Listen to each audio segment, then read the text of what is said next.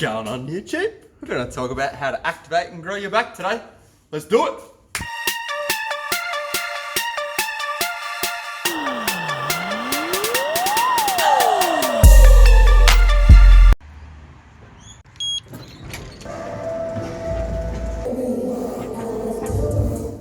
G'day YouTube, what's going on? It's Trent here again from Trent Baynes PT. Hey guys, thought I'd start off just with a little bit of posing before we actually get into the nitty-gritty part of the vlog. As you can see here, I've kind of got a really good back pose at the moment. I'm really liking it. A little bit of a wobble there, but really focusing on getting that back to kind of stand out a lot. Yeah, the lighting isn't very great in this video, in this clip, because it's I think I turned the lights off for this part. The other one just made me look super washed out and super white, but really loving this side pose at the moment, which is fantastic. But we've got a lot to talk about today, which is going to be great. Talking about how to grow your back, how to activate your back properly. As you can see, my dog's just running around having a grand old time out here, and also with this arm, this little arm that I've got going on. Thought my posing coach would throw in a little bit of extra flair to my posing at the moment. So getting that arm to come in, but also every time I do it, I end up bloody losing that lat. So just working on trying to make sure that lat stays nice and big throughout the whole movement, and then this little cheeky ab pose at the end.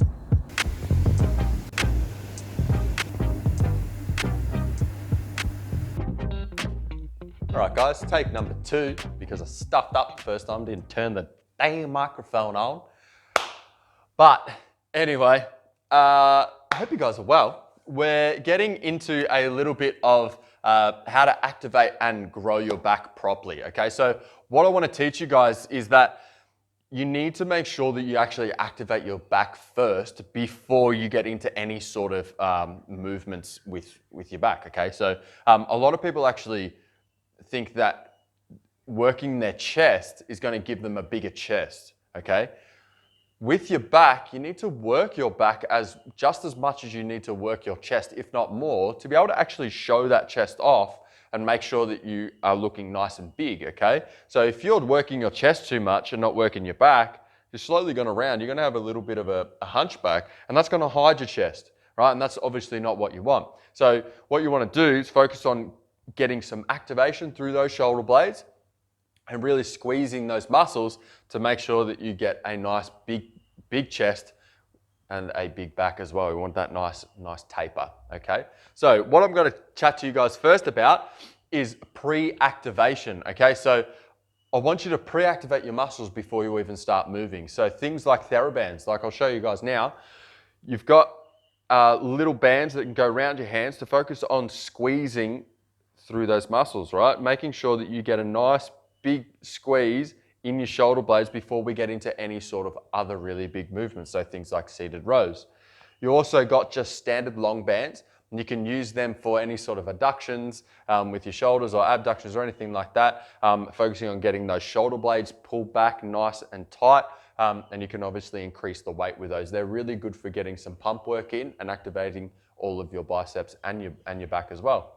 Good thing about cables to pre-activate too is that we can actually kind of load that a little bit more than what we can with the bands.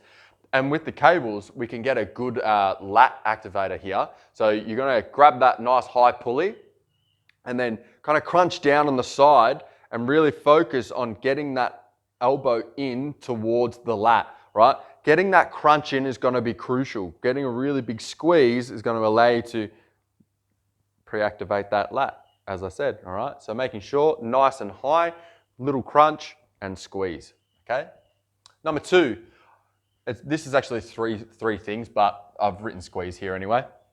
But number 2 is activate during the movement. So what I mean by that is that when you start in, just say, I'll show you now, a seated row, you're going to actually pull your shoulder blades back first and activate there first, right? And then we're gonna pull all the way through and squeeze those shoulder blades at the top as much as we can, right? But really focusing on getting that activation first and then squeezing. But you want to try and keep that activation throughout the whole movement, making sure that your shoulders are depressed and really squeezing.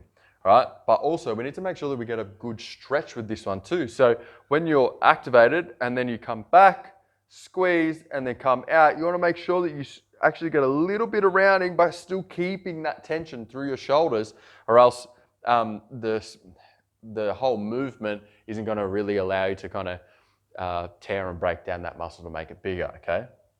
And you'll most likely fatigue quicker if you don't get a little bit of a stretch. So also, as I said, keep that activation the whole time. That is crucial. You need to really focus on getting those shoulder blades nice and far back, but also squeezing them as possibly and as hard as you can. As possibly and as hard as you can? I don't know. I just said words. Keep that activation is the number one key. All right, number 3, make sure you lift heavy, but within reason, okay? So deadlifts need to be heavy. Seated rows need to be heavy, but with your seated rows, if you're just doing seated rows to here, then that's not gonna get you anywhere. That's still half a rep, which is bullshit, right? Going into a lat pull down, if you're only getting to your forehead, also bullshit movement. You're not gonna get anything out of it. Making sure that you're getting a full range of motion, but lifting as heavy as you possibly can in that movement, okay?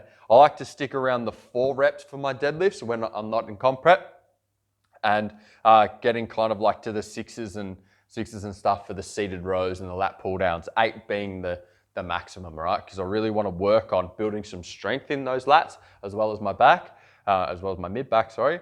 And yeah, really building as much muscle as I possibly can, okay? So with things like rear delt flies, going really heavy with the rear delt fly isn't gonna get you anywhere, okay? It's just gonna throw you out of form, it's gonna throw off your lower back, you're gonna get really, really sore, and it's gonna be shit, okay?